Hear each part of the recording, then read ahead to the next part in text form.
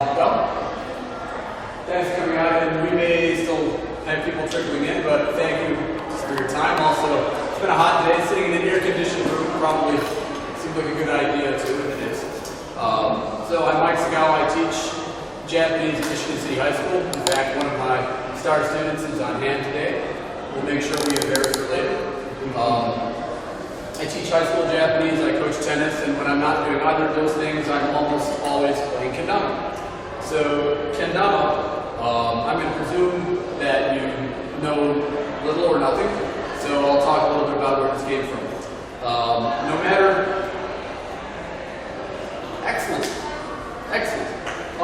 Audience participation is going to be coming up pretty soon. Okay. So, the kendama is a toy related to the French bilboquet, a 17th, 18th century toy that made its way across the ocean.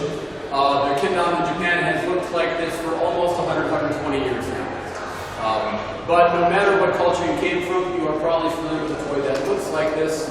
For example, a ball and cup.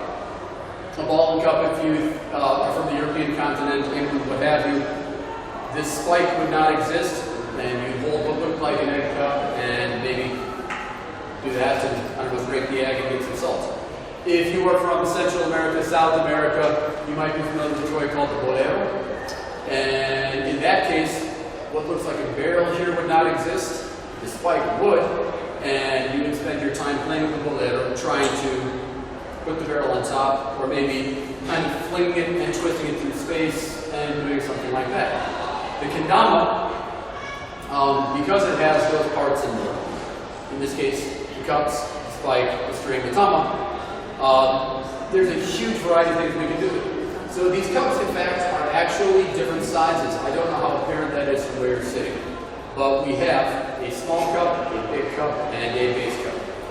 They may or may not look like the same size too. Kendama is literally sword ball. Ken is the word for sword. Tama is the word for ball. Therefore, kendama is sword ball. So I've been playing kendama now for maybe 7-ish years, 7, 8 years.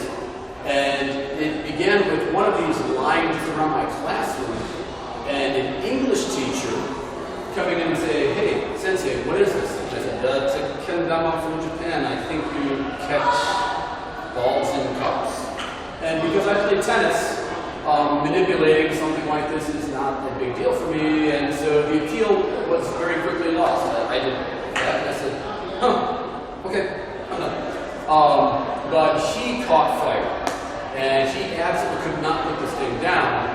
A week after that conversation, I saw him in the hallway doing something like, and I said, "You're having way more fun than I ever did with one of those things. Give me that." And so I began to get a slightly deeper look at kendama. And we can catch in single cups. Boom, big cup. That's a very satisfying thing to do. That might take you minutes to learn. It might take you a day to learn. Small cup, small target. So, boom. This is also satisfying. The base cup, if we're holding, like I'm holding a door here, this is actually a pretty awkward position for our body. This is not the most comfortable way to catch. It might take somebody a couple of days to learn that. But still, at the end of the day, okay, clack or slack. When we put these things in sequence, then all of a sudden the challenge goes up and the fun goes up. So, for example, catching a big cup and then spiking. This is called once around the same. A smaller cup. So a small cup, a smaller target. Going from small cup to spike is called once around the village. Cool. The base cup is the most awkward to catch. And this next trick drove me absolutely nuts for weeks.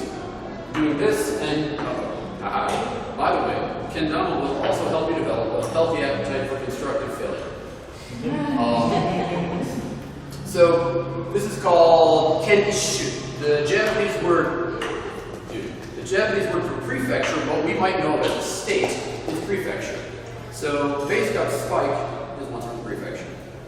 Okay, so now we've done 1, 2 kind of tricks. So is once around Japan, what's called Nihon Isshu. Sweet. Okay, then, all right, and what about all three cups? Is called once around the world, Sekai Isshu. Sekai Isshu was also the very trick that I failed on the very first time I took a Kendama test. Now, I'm a school teacher, and I'm well aware that test is a four-letter word. I do not use the word test in my classroom. I call it opportunities. Opportunities to show what you know. Opportunities to show what you know and what you're capable of at that moment in time. Well, at that moment in time, I was not capable of doing this around the world trick, and I failed. Japan has a Japan Kendama Association, Nihon Kendama Association, which creates skill ranks and competitions and leagues and all sorts of wonderful things. And you would get a white belt, a green belt, a brown belt in karate or kyudo, or that absolutely awesome Kendama Demonstration which was out on Plaza earlier today. When I go to Japan in the summer, I try to test with the Japan Kendama Association. And so, as an example, if I handed you a kendama, and this was testing day, if you could do this once out of 10 times, you would have earned your very first rank. You'd get a beautiful certificate with a hanko on it. You put it on your wall, you'd be very proud. If you could then, a couple of minutes or a couple of hours later, do that same skill twice out of 10 times, rotate this on its axis, and then catch small cup once out of 10, you would now be a level 9, and you'd have another certificate and another beautiful hanko and more proud. So as you go on and on, and proceeding through the cups and proceeding through grips, when we change the grip, we change the game. So I can shake hands with the kendama, I can hold it like a pencil, I can hold it like a candle, and this quite literally is called no-soku-mochi, candle holding. And this is one of the first basic skills that a child or a new kendama player learns. And this is the farthest your hand will ever be from the tama when you catch it. It's not the easiest thing in the world to do. But the beauty about kendama is that, and I'm a school teacher, as I may have mentioned, that I'm quite used to as I get a steady diet of, I don't get it, I can't do it, I'm not good at it. The beauty about kendama is that it teaches the power of the word yet. I can't do it yet, I don't get it yet, I'm not good at it yet, and so on and so forth. So if there's any educators in the room or after-school programs, supervisors, YMCA, Boys and Girls Club, Safe Harbor kind of programs, these are absolutely wonderful. They're wonderful for adults too, by the way. This game is absolutely age-based. I've met people who are 80 years old who are far better than me, and quite disgustingly, I've met 5-year-olds who are better than me. Which, that's kind of disturbing, but I mean, that's the truth of the game. It teaches the beauty of the word yet. So, and I had matured enough in kendama that when I went, and I heard that awful word, shippai, which means failure, instead of seikou, which means success, and my test was over, I said, okay, I know what I've got to do next. And so, as we begin to grow in kendama and put things in sequence, and we're at one point completely separate skills together. Someone stop him. Then you're beginning to get somewhere, and it's deeply satisfying because you can see at every given point where you've been. And if you want to find something you can't do, YouTube is only a click away. Every day, I play kendama probably 340 days a year. If I play kendama on the days I'm not playing kendama, I'm probably watching it. I see something I can't do every day. I have students who can do tricks that I cannot do, which is also a problem. But I love that, and I love how it teaches cooperative learning, healthy competition, peer teaching, and all sorts of healthy things. But the fact that teenagers, which is whom I work with, like to show off for each other in an environment where they're safe to fail, that's a pretty cool thing. So when some student says, yo, sense, I said, when some student, healthy failure, right, says, okay. Effective. First of all, when they can do just that alone, that's amazing. When they can add that, which might have looked like a magic trick to you. The first time I saw that same trick, which we call kensaki, which in English means slipstick, I thought I was watching a magic show. That Kendama is full of tricks that seem like, wait a minute, you weren't holding it that way a moment ago. When we change the grip, we change the game. So I've shook hands with it. I've held it like a pencil. I'm tired of holding this. I want to hold this. I played soccer. I coached tennis. I tried out for university volleyball. I like spherical things. I want to hold this. So what happens now? Catching in cups seems impossible, except the fact is, it's not. Kendama also has balance tricks. Nothing is holding that thing there. Now, the Japan Kendama Association wants the player to have perfect control for 3 seconds until it counts. So this is what we call lighthouse. And in Michigan City, our city symbol is the lighthouse. This is the trick I like to teach my students. But we don't do that on day one, right? Very often it's a matter of, okay, guys, put it there. Can you hold it for 3 seconds? Cool. Drop it. Ooh, now can you catch it and control it? Yes. So the beauty of progression, right? You don't bench press 325 pounds your first day in the gym. You do not hit a hole in one your first day in the Gulf Force radio. And you do not do a lot of Kendama tricks on the first day, but you do see a day where you're going to be able to because you've learned the steps to do it. And that's a very powerful thing for a person to do. So, wait a minute. Can I catch this? Yes, that's right. There's a hole on the bottom of this tama that seems to fit this spike extremely well. This is called shikoki, which is airplane. And that's a pretty cool thing. Now, if I can do these two things in sequence, where I can balance, and then I can catch, now I'm having one. And when we change the grip, we change the game. So, now we've gone from holding it one way to holding it another, and then constructive failure. So, to repeat that sequence again. Okay. Where was I? Okay, yes. We were lighthouse. Okay. Then we were failing. We were, and my classes, by the way, very much like this. We were lighthouse. And then we were airplane. And then we were grip changing. Okay. And then we were covering. And then we were catching again. And then we were grip changing again. And then we were tossing and catching again.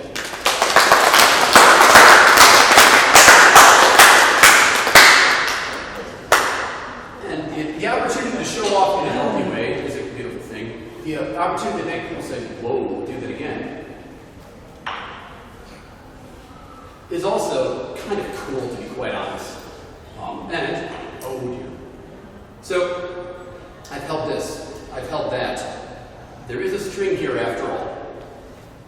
What on earth do we do with this? So if we have any older folks or some old school folks in the room who remember an appliance called the clapper, there was before Siri or Alexa a device that turned our lights off when we couldn't get off the sofa to do it ourselves.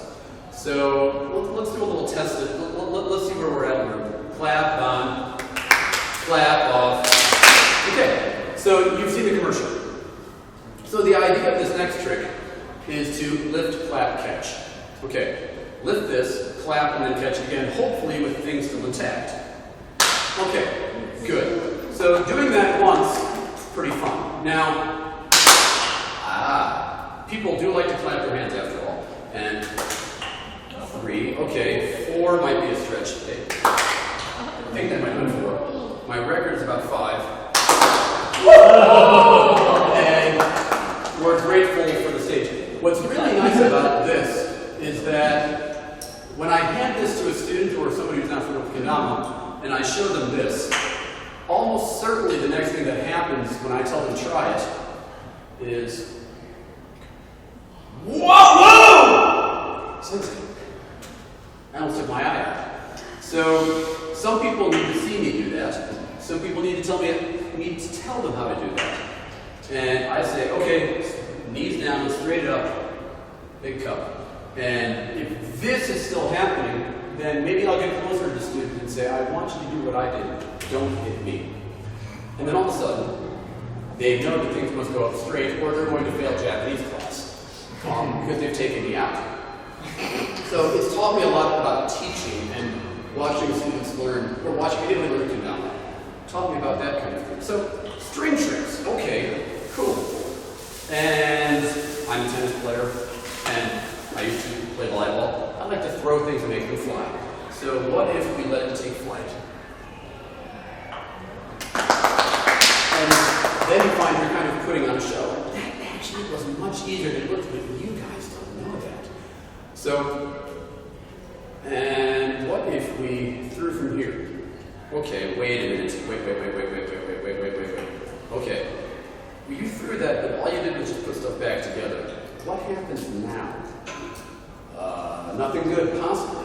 So the goal here is to throw ball, catch small, catch ball. Throw ball, catch small, catch ball. Okay. Sequential learning, too. Okay, anybody can learn how to do this. So, throwing that in and of itself is not difficult. Giving them a specific target, catch the small cup. Okay, now they're no longer thinking about this. Now they're thinking about that. Okay, that is also a fairly simple thing to teach. When I do that, I find that ball's already in motion where I want it to go anyway. Okay.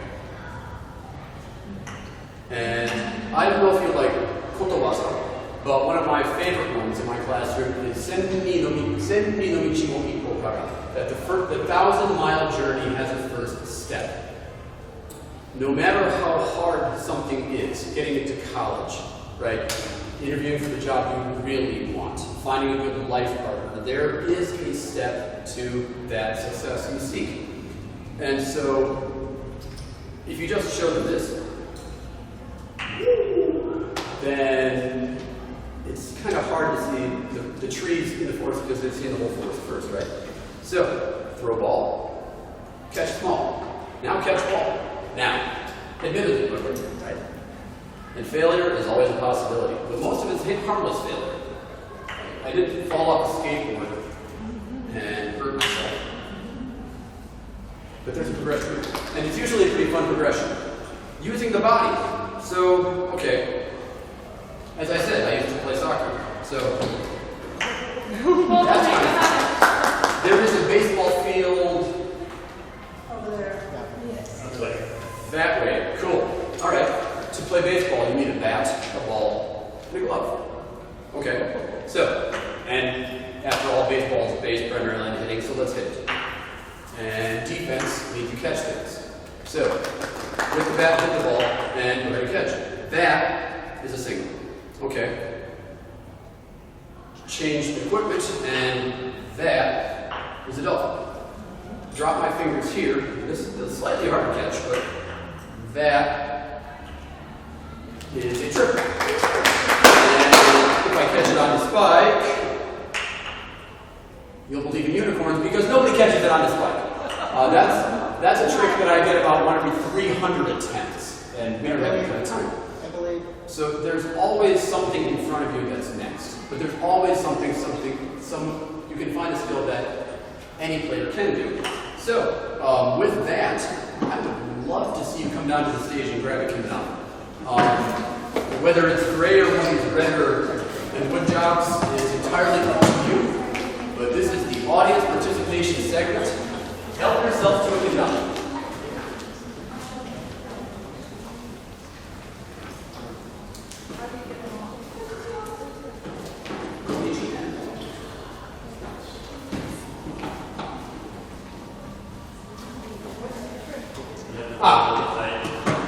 The trick is lack of fear. I don't mean that facetiously. If I were you, I would also